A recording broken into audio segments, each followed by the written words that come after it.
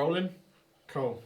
Welcome back to another episode of Sound of the Dragon podcast with Rosie and Karl. And we're going to talk about production, collaborations, all that sort of thing. So, how do you guys feel about, your production?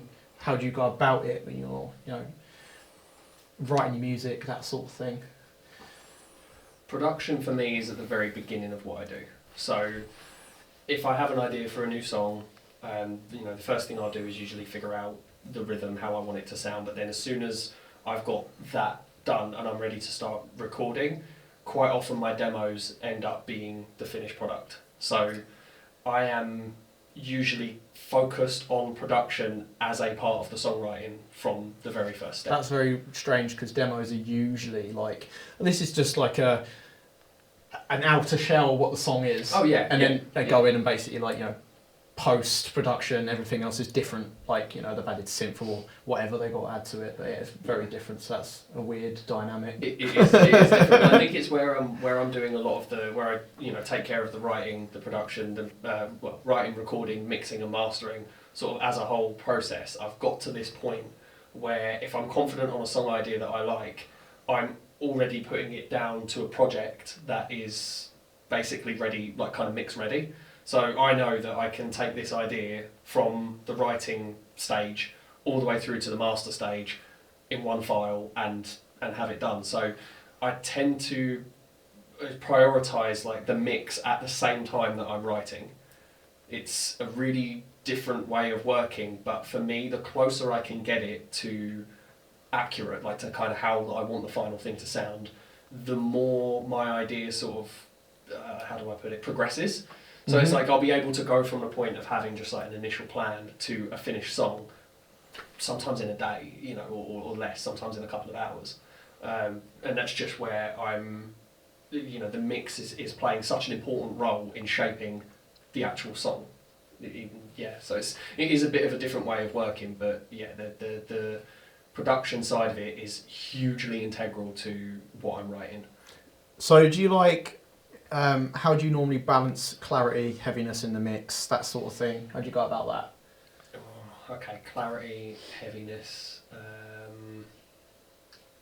That's dense arrangements, complex layers. Because obviously I could be using sort of 80 plus tracks in an arrangement and in a mix.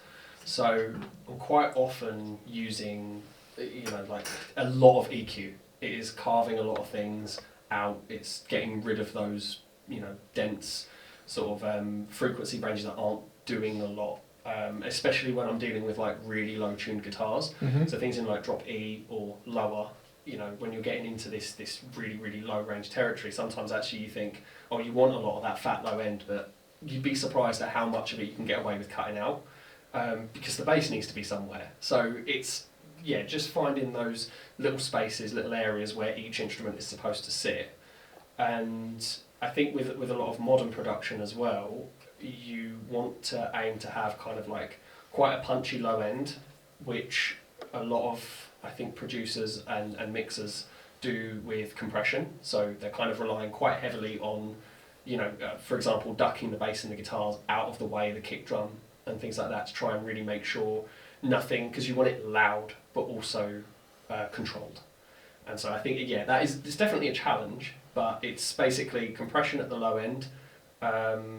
Do not be afraid to carve into the frequencies where it needs it on the different instruments. Controlling the high end can be difficult. I always try and go for quite a very clear mix, but I guess one tip for that would be that you'd be surprised how much you can get away with putting the cymbals down. Mm-hmm. Because a lot of the time they can really dominate that top end of a mix. And I think when you get a lot of that under control and you do all the gain staging first, because a lot of people want to rush into a mix and they're getting all their bits in place, but it's not the bass might be really, really overbearing or the guitars might be too much. If you get all that right first and then worry about the effects, the compression, the EQ and stuff like that, you can balance them very effectively. It doesn't always take as much as people think. So do you have any face any challenges when it comes to like, you know, trying to get the aggression or the raw energy of the mix to like represent it how you would live and that sort of thing? Is there like a vision you'd want? Honestly, no. I think a lot of what, when it comes to the way I'm doing things, is to write it in a way that's almost like I'm going to write for the studio. I'm going to write for it to sound almost surgical, almost very, very modern and very, very precise. And then when it comes to doing it live, it's a we'll figure it out later kind of thing. And I know you know that anyway in terms of how I run things live. It's like, well, we'll just have to figure it out, won't we? Like these bits like really cut out aggressively or whatever, and it's like you can't do that live on a drum kit. It's like I will figure it out. Oh, we've gone for a whole process of trial and error, basically trying to get that like live sound the way we need it. So we basically figured that out now. It's just trying to get every little thing as tight as we can get it. Yeah, and it's a process. And for me, it is very much it's right for how I want it to sound in the studio first. Which yes, there is a certain rawness to it, but I would say for the most part, it's a very modern production, very sort of like precise and clear. So. Yeah, I guess to be honest, I'm less focused on it having that sort of raw energy, than I am sort of like just getting across what I want it to sound like, which does make it a challenge live. That's the only thing. But so, question for both of you. Okay. So, say for example, you're recording a track, right? Do you think acoustic drum recording is more important than programming the drums into a track? If you were to like write a song, how would you want to go about it? I mean, I'd go old school of like recording a drum kit as such, but I think you're really correct with this like programming the drums. And you can get just a clear and good sound through programming as you can with live recording now, or from what I've sort of seen of programming. So yeah, I mean, if you want to do a cost-effective way, I would say program the drums because you can get a good enough sound. But if you do want that, we talk about like the rawness, I'd say maybe recording live drums because you do still get that punchiness, personally, I think.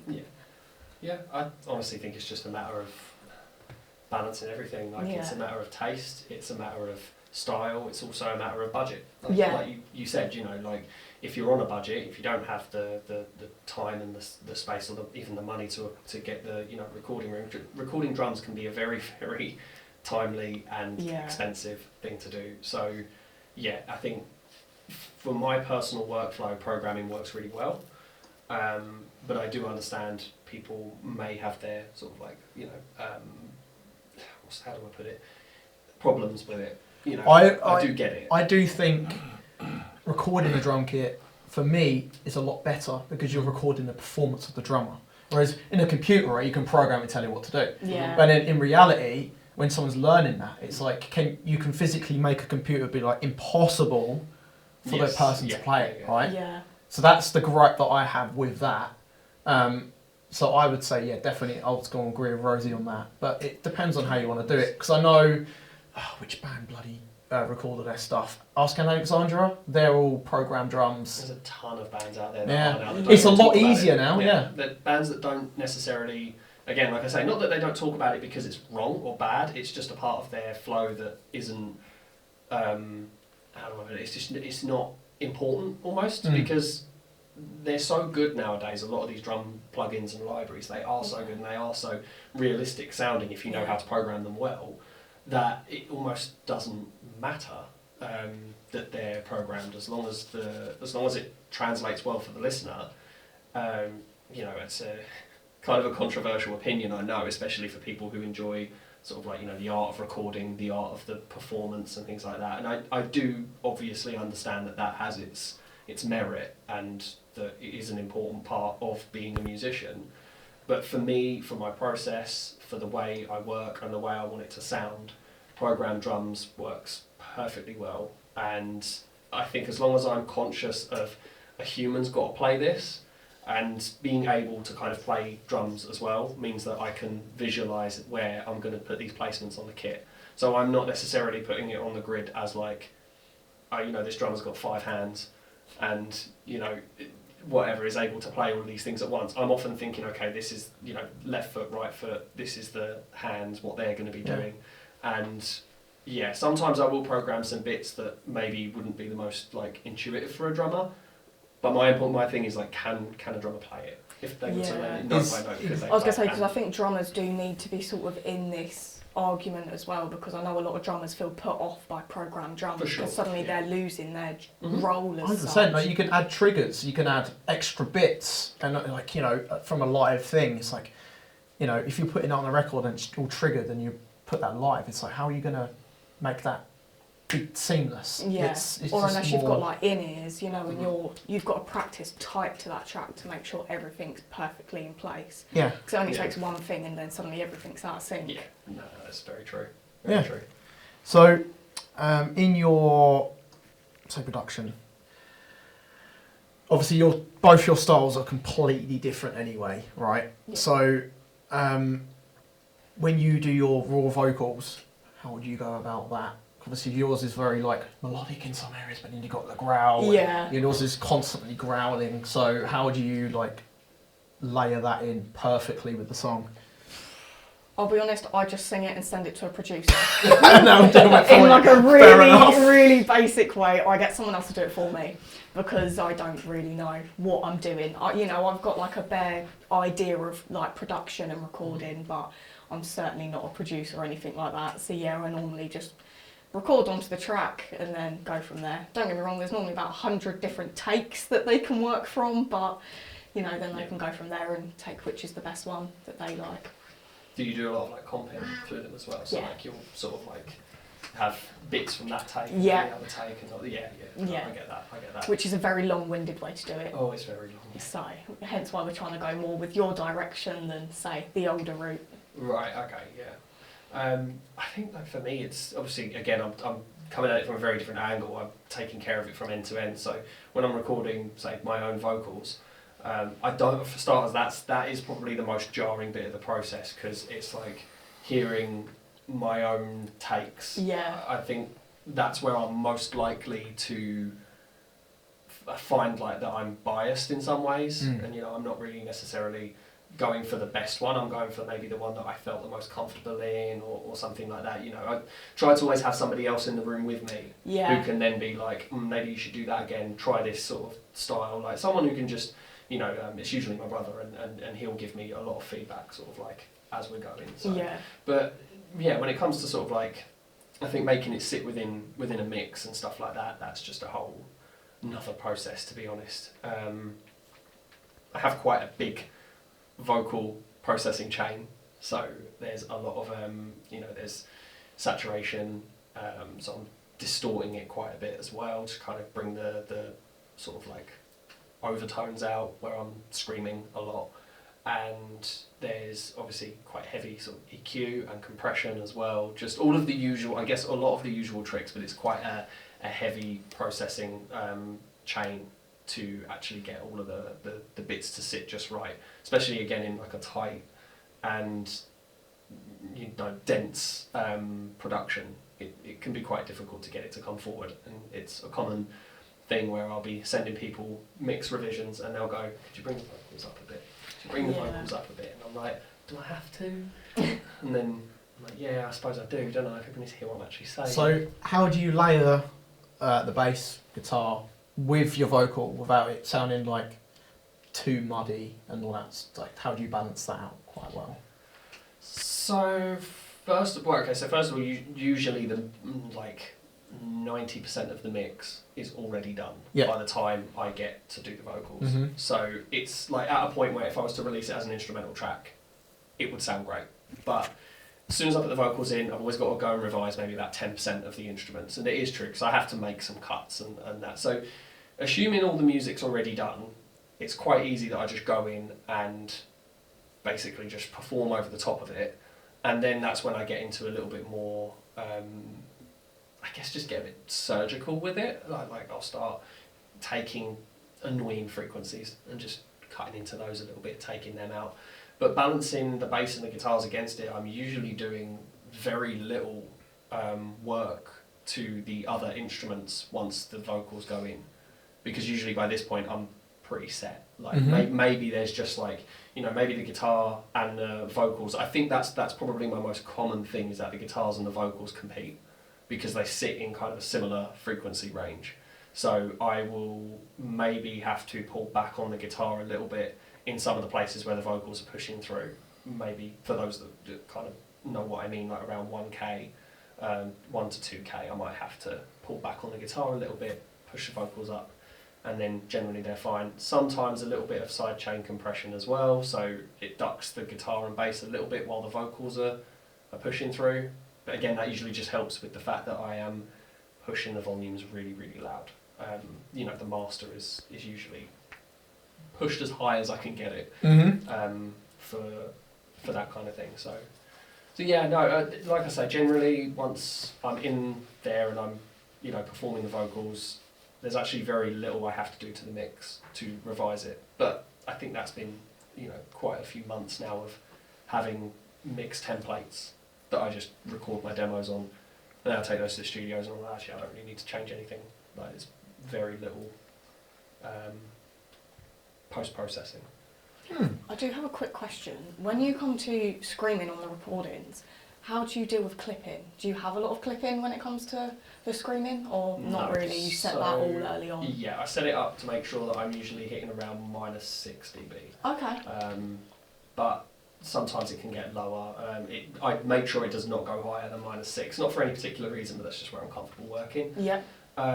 After that, what I do is if I want to kind of simulate that sort of sound, then I will add like distortion later. Yep. And I'll saturate it and compress it, Yeah. and then that can give it that sort of what's the word, aggression, Yeah. but without it sounding like complete signal loss. Yes. So yeah, that's how I handle it. I just Okay. generally actually have it quite low. Quite low, and then Yeah. you can do everything else in like the post-production sort of thing.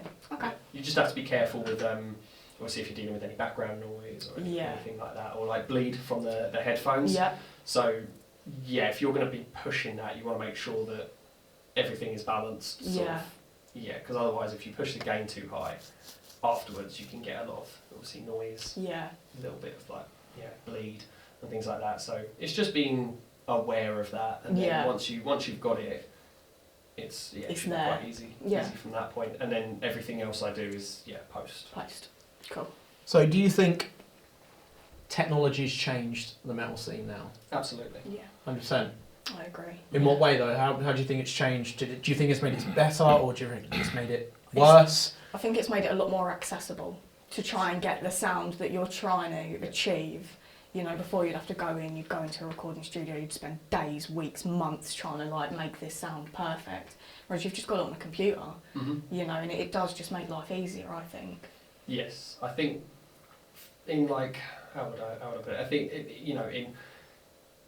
in most cases it's made it a lot more accessible, and therefore a lot better for the musician. I think they've got access to all these tools and things that they never would have had years ago, and like for me it's been amazing and been a really good experience, like to actually now be able to go out and just buy the tools that I need and not max out my credit card or whatever, take out a small loan to I mean, you use Logic, right? So you've got pretty much all the plugins you need and everything on there anyway. Yeah, you can get a lot out of stock. I do use a lot of third-party plugins as well, but you can get a really long way on honestly very little. And I think if there's one thing that I would say though has come at kind of like to the detriment, I suppose, is that a lot of people are using a lot of the same things. Yes. Mm-hmm. So that is that they find a thing that works. They hear that, oh, have you heard the new what was it, Modern and Massive 2 drums, or like I can't think of the other one, Neural DSP sort of plugins for the guitar and that. And there is like this almost very reliable way to get a really good mix kind of out of the box, and I think a lot of people will just go with that because it's easier and it's effective. I do think it might have stifled creativity a little bit in like people experimenting with different tones and different sounds and really trying like different things to get themselves out there. But you think they've just jumped on the bandwagon and they've gone, oh, this band sounds good, let's just get it to that, and then it because it works. Kind of. I think to say jumped on the bandwagon might be a bit I don't know, like, I get what you mean. I think. So for example, like a smaller band was like, oh, listen to, let's say, Oscar Alexandria, and they got a certain plug-in that they use. Yeah. They just go, oh, that sounds amazing, let's just use it, and then it just, that everyone else Yes, starts following. But I think it almost always with like every band, myself included, like I have my idols, I have my, inspiration and that, and I will go, what are they using, and I want to use that. Yeah. But like, I think at the same time, I think everyone comes at it from an angle of they're trying to just do what sounds good in a way that's like, it's very genuine. I don't think it's ever someone going, oh, I just want to make an easy, quick record that like, so I think everyone wants to kind of, they just want their music to sound like, how they're hearing it or what their idols are doing and stuff like that, which is amazing. And like I said, I'm no different. But I think just maybe as a small caveat to what is otherwise an amazing thing for musicians, just a small thing I'm noticing is that there are a lot of smaller sort of like artists and that who are relying on the same tools as each other to kind of get a certain sound, and it just maybe is a little bit samey at points. And like I said, I hold my hands up. I'm no exception to being sort of like to go, oh, I see they're using that plugin, I want that one, and then So you basically just gone, I'm going to try that out a little bit. Absolutely. Yeah. I think everyone does that. I think right? I try and do something to separate what I do production-wise a little bit, but I there would probably be people out there that are going, oh, he's doing the modern metal thing. Yeah. So yeah, it's so like I said, I would say like it is like 95% a positive though. Yeah. That like you said, it becoming so much more accessible. Yeah. I think is really really good for. And I will say, like, back to what you're saying of like everyone sort of trying to use that same sound. Like there is a reason why people are doing this, and a lot of producers are all trying to emulate that same sound, because that is the big sound of the moment and it's what's drawing money in, So I do think that there is an element of, okay, that's great, I want to write this music that is solely mine and genuine, but also how am I going to make money and how am I going to make this marketable and accessible to everybody? When you've got this big sound there, Nowadays there is such a high standard as well. Like, even like the garage band sort of like, sort of start-ups now that like are just sort of like, kids recording their own stuff, starting to sound like, how professional mixers did like 10, 20 years ago. Yeah. So I do think there is this, like, the barrier to entry is lower than ever, but like where you expect it to sound is really high now. That quality that is, I think, expected of musicians is really high. Yeah. So yeah, I know what you mean. There's kind of a couple of very reliable, consistent tricks that I think a lot of people do to get a certain sound. I also definitely feel like if everyone's using the same tools, it's gonna dry the whole music industry out in modern metal anyway. Because everyone's just it's the same as this band or same as that band. Like people just get sick and tired of hearing the same thing. I think we are starting to hear that as well. I think I hear that from a lot of people. It sounds like this person, or it's the same few people working on the same records, and I think, that might drive some innovation. You never know. But music's been, it's continuously being recycled. Exactly, yeah. Everyone's using samples from like the 60s or 70s and they're putting it on modern metal tracks, or they've remixed it in some sort of way. So eventually, music's just going to be like non-existent. It's just going to be the same thing. Yeah. I think people will get bored, won't they? And then like they'll go, oh, that sound is, of a certain time, and then they'll get bored, and someone will come out with something all new, and then everyone will want to copy that, and so that it will do that. Say you collaborated, or you pick a band you want to collaborate with. Who would you choose? How would it sound? How would you go about it? I'd love to choose you guys. I'd love to collaborate with you guys, just because you've got that heavy, almost like hardcore sound that we would love to implement with our music. Because that hardcore sound, we would love to sound like you guys, but vocally I cannot do that. But I think between the two of us, that would actually sound really cool, and like, Do you know, it sort of sound like when I Prevail brought Lizzie Howell on to do a record, right? Yeah. That's the vibe I'm going with. Yeah. I think that'd be a good vibe. I'd be down. Yeah. But how would you go about that? Like, where would you want Rosie to be on the track? Where would you want to be on the track? Would you extend it past the 3-minute mark? Like, ooh, 3 minutes. Now you're asking. Yeah, well, hang on. I don't know. Where would you see yourself? To be honest, I would just like to sort of like ad lib and back you, if that makes sense. Right. And so I kind of like our vocals to maybe be blended. Okay. Maybe have a verse on my own, or like we do like a bit of a call and response kind of thing. That could work. If you'd be down for it. Yeah, But yeah. I think something like that would be. I reckon a cool. back and forth would be pretty cool. Back and forth might be good. yeah. Just because of the different styles, I reckon it would just complement each other a little bit. You know, your melodic stuff that you can do, and then you'll get raw screams, and you can scream also. Yeah.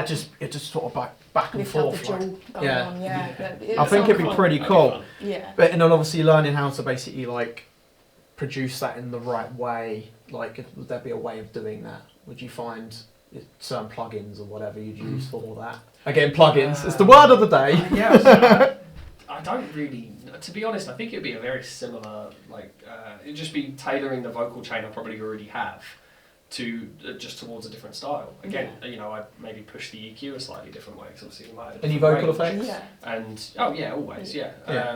So A little bit of reverb. Yeah, a little bit of reverb, a bit of delay, things to just sort of like add a bit of size and like depth to the Yeah. vocals.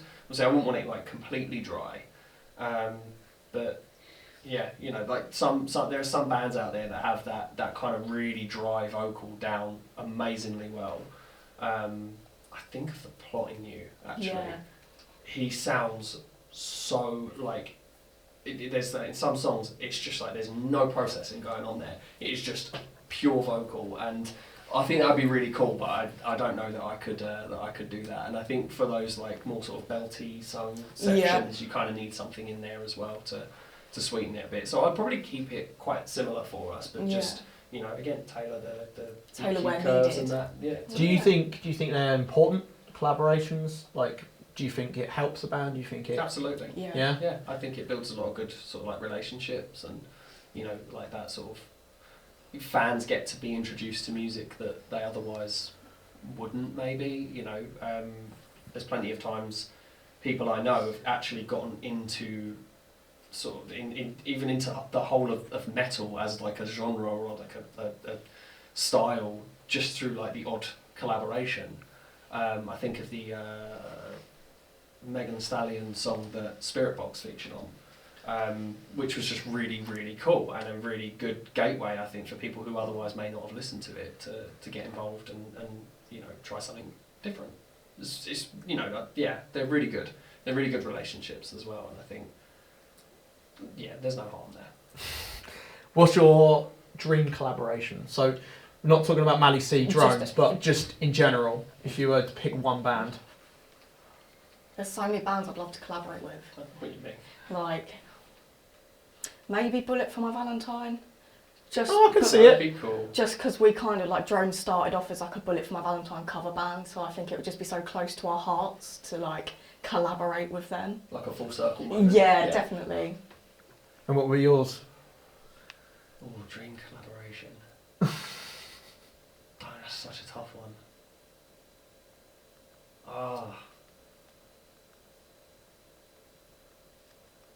The thing is, that's a difficult thing because Mally C sounds pretty much like all of the cool big bands that are out there right now. Fit for an Autopsy, Architects, that sort of. Yeah, I mean that's where I'm leaning. I think like Sam Carter would be a insane collaboration. His vocal range is insane. Yeah. Yeah. I'd love to work with Courtney as well from Spirit Box. I think that would be really, really cool. Like the opportunity to work with either of those two would be insane. Like that would be. I would choose Lizzie Hale. Right. Obviously, if I had a female singer, because her range is amazing. But Courtney's also a good suggestion. Would you rather go on tour with a band that only plays kazoo covers of Metallica, or one that exclusively performs track remixes of Beethoven?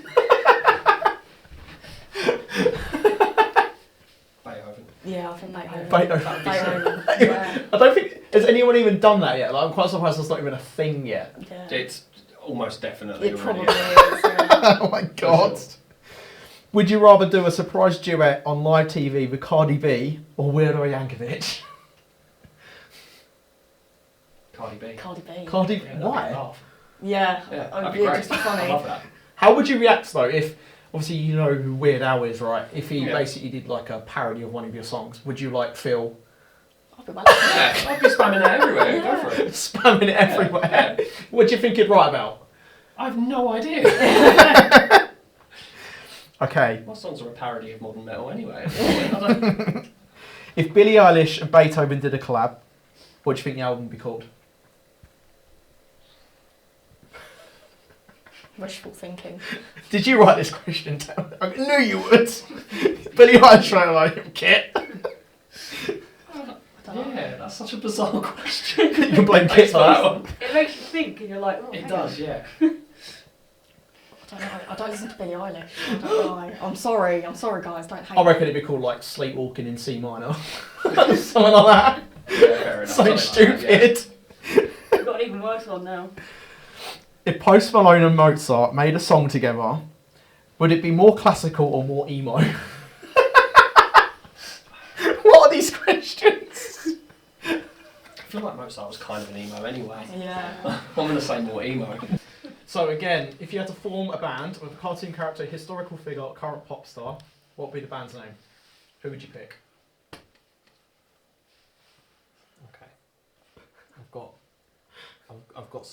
got like the cartoon character and the pop star bit. I need a historical figure. That I It could can be just one. throw It could be in. one of each. It can be just one if you want to. If you had to form a band with a cartoon character, And which a one pop would star. you pick? Like if I could do a cartoon character and a pop star though, I'd do like maybe I could get like SpongeBob SquarePants, Okay, yeah. right? And Are we talking about SpongeBob SquarePants from the movie where he's like all rocked up? no, just SpongeBob. Gilbert. Yeah, no, we'll just we can go with him and get. Oh, who could the pop star be? I reckon just like. Yeah, I'm gonna go with what I said earlier. I'm gonna go with Britney. You go right? with Britney. And they're just gonna do exclusively covers of "Suffocate" by Knock Loose and Poppy. Would that work? Of course it would. Have you heard SpongeBob yell? He's basically Brian Garris. Who would you pick? With the SpongeBob theme, I'd go with Plankton because they Have you did, seen the Plankton AI they did the stuff? AI Yeah, and it AI went stuff. really well. That boy Watt that Yeah. did like a Neon Tide and Yeah. Plan Z. Yeah. Why does it work It so slapped. well? It went so hard, so I was like, yeah, Plankton. I don't know what I'd name the band though, but maybe I don't know. I heard it once on TikTok. I was like, why is Plankton on a rock like metal record? It sounds so good. Yeah, so yeah, I'll go with Plankton. If every song had to be performed in a pirate accent, what genre would sound the weirdest? Pop, country, or opera? Opera. You can't do. Well, that's a stupid question. It's funny though. Yarr. Just imagine that in opera. That'd be brilliant. Would be fun to think. I about. would pay to see that, I think. Can That'd you be such imagine a like laugh. getting the high notes as a pirate? Oh, So weird. It would be really Yeah. weird because isn't opera like all on like the very top part of your chest, right? It's everywhere. Yeah, it's everything. It's like, yeah. So that would just be weird. Right. Anyway, let's get to the last part of the episode. Stop looking at me. The last part of the episode where we build our festival lineup. Okay. Right. So we need. Let's go with 9 headliners. So 3 for the small tents, and you've got 3 for the second stage, 3 for the main stage. I don't even think I know 9 bands at the moment. yeah, I was gonna say that's a bit ambitious. Or we can do 6. Can't we do like a? Can't we do like a? I don't know, like a 6-band lineup and like work our way from like smallest to like headline. What? So you want 2 stages? I don't know, man. I just feel like building like a big lineup. Okay, right. Let's. So I don't think I can think of that many headliners. That's all. That's where I'm Right. Yeah. planning a big festival here. This is. Right. Okay. Let's go with 6 bands. So Alright. let's just pick 2 each. Alright, do you want to go first? Right, okay, I will pick I Prevail and Knocked Loose. Where would you have them? Oh. I wouldn't have either of them as headliners because I just don't think they're quite. They are like a headlining name, if that makes sense.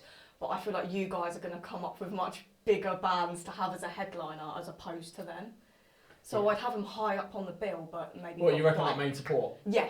I feel Right, okay, I yeah, feel like right. if you're putting like maybe not loose, I prevail, like as in I prevail being the main support, and then not loose just one before them. Yeah. I'd probably go with like a headline band that would fit that sort of lineup. Someone like Bring Me the Horizon, I think, Yeah. would be like So just I a solid prevail. choice. Is it Is your head in the way of the camera? At that point it was, but you Sorry, pick it up. it's because the table's here. Right, so they're main support, and then who did you say? I think Bring Me. Bring would Me. be- Okay, Bring Me. Sorry for my stupid handwriting. And who would you pick? The other band? These are headline slots, by the Yeah. way. Oh, okay, right. Yeah. So if I'm picking a headliner, Yeah, ooh, these are another main headline. supports. So yeah, if it's like Bring Me, then Not Loose, and we've got I Prevail over there. Who would go above? This I is Saturday, Prevail? Sunday, right? Yeah. Yeah. Okay. Taylor Swift. Actually, I kind of like it. It's different. It's different. Okay. They can come out and do Blank Space together. Yes. I like it. Right, so now we need bands underneath that. So how many bands are we doing? Let's say 4 for opening or 3 for opening. Yeah. Okay. Cool. Three or four. Yeah. Bring Me, Not Loose. Maybe put Alpha Wolf as one of the openers, because Alpha Wolf and Not Loose are quite hand in hand at the moment. You've got Okay. the British and then you've got the Australian side of it. Okay, so Alpha Wolf. I'm spitballing here, please tell me if I'm wrong. Like, Okay, Alpha Wolf, there's one.